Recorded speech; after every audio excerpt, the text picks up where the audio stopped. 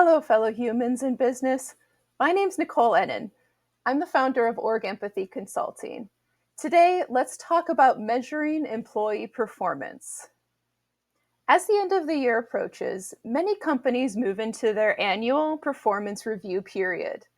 Even though performance is something that should be measured throughout the year and feedback should be given consistently to employees, many organizations do a large one-time annual rating to determine compensation, bonus, promotions, and more. Unfortunately, this practice can lead to some common issues in rating employees fairly.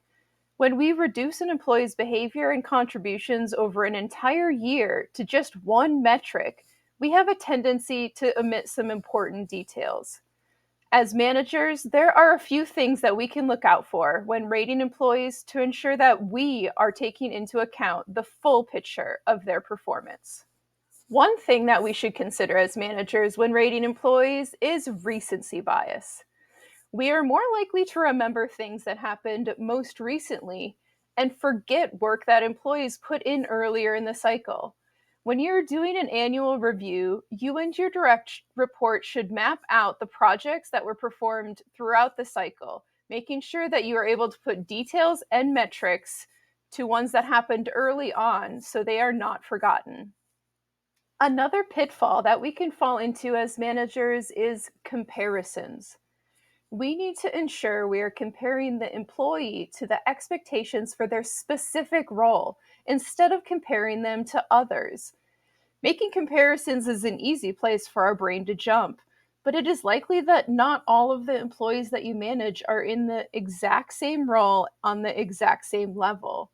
It's important for you to look over and review what expectations you set out for each employee at the beginning of the year and measure the employee against those expectations.